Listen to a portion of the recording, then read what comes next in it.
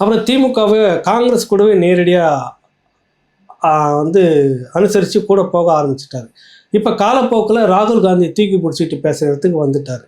இப்படி அன்று இருந்தவர்கள் கிட்டத்தட்ட மணியரசன் ஐயா தவிர, இவரை தவிர மீதி அத்தனை பேரும் அன்னைக்கு வந்து எதிரணியில் திமுகவுக்கு எதிராக பேசி கொண்டிருந்தவர்கள் இன்று யாரும் இல்லை.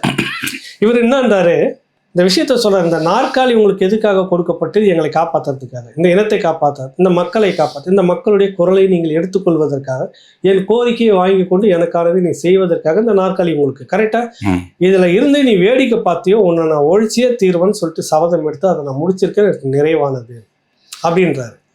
இங்கே நடந்த இந்த போராட்டங்கள் எல்லாமே நான் இவர்கள் பின்னால் தான் நான் ஓடினேன். 2010 மேலாம் அவர் வந்து தொடங்குறாரு தனி இது. அப்போ தான் நம்ம இதை பேசும்போது, நேற்று வரை நான் இவர்களோடு தான் பயணித்தேன், இவர்கள் அதை தாங்கி பிடிச்சி தடுத்து நிறுத்திடுவாங்க, நான் திமுக ஆதரவாளர், பெரியாரிஸ்ட்டு நான் இன்னும் சொல்லப்போனால் இந்த காலகட்டத்தில். இது நேற்று வரைக்கும் ஓடிக்கிட்டே இருந்தேன். 2009 வரைக்கும் நான் ஓடிக்கிட்டே இருந்தேன். பிறகு உட்காந்து யோசிக்க ஆரம்பித்தேன். இவ்வளவு கதறி, இவ்வளவு கெஞ்சி, இவ்வளவு கும்பிட்டு, இவ்வளோ கோரிக்கை வச்சு, இவ்வளோ பேர் பலி கொடுத்து, இவ்வளோ போராட்டங்களை நடத்தியும் நீ இப்படியாக இருந்தனா உனக்கு எந்த காலத்திலையும் இந்த அதிகாரம் வந்து கொடுக்கக்கூடாது. பிறகு அதிகாரத்துக்கு வந்தது இருக்குல்ல திமுக, எந்த காலத்துலன்னா இல்லை, அதிமுக பலகீனப்பட்ட போது வந்து உட்காந்து, எம்ஜிஆருக்கு பிறகு ஜானகி ஜெயலலிதா பிரிஞ்ச போது அதில் வந்து பயன்படுத்திட்டு உட்காந்தீங்க. 1996 வந்து இந்த ஜெயலலிதா கொஞ்சம் சண்டித்தனம் பண்ணி பெரிய அளவில் வந்தோடனே அப்போ கொஞ்சம் வந்து உட்காந்துங்க.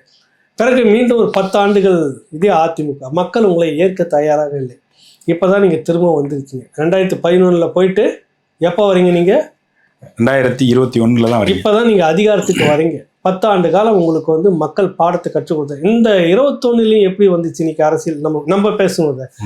இன்னைக்கு அதே அதிமுக பிளவுபட்டது மாதிரி இன்னைக்கு வந்து ஓபிஎஸ் அணி, இபிஎஸ் அணி, அப்புறம் டிடிவி தினகரன், அப்புறம் சசிகலா அதில் ஒன்று கிளையாக போய் இப்படியாக செதறி 4ஆக போனதால் நீங்கள் வந்து உட்காந்தீங்க. இல்லைன்னா இது கூட இல்லை, நேருக்கு நேராக என்னைக்காக இருந்தாலும் இந்த காங்கிரஸையும் இந்த திமுகவும் இந்த மண்ணில் வேரோடி மண்ணோடு அகற்றணும் என்னுடைய சபதம்னு சொன்னார். அதை நோக்கி நகர்ந்து கிட்டத்தட்ட சாதிச்சிட்டார். அன்னைக்கு கூட பேசிக்கிட்டு இருந்தாங்க களத்தில் தனித்தனியாக, அவர்கள் எல்லாம் அந்த நிலைப்பாட்டிலே இருந்திருந்தாங்கன்னா இந்த காங்கிரஸ் இந்த திமுக இந்த மண்ணில் திரும்ப இப்போ கூட வந்திருக்காது.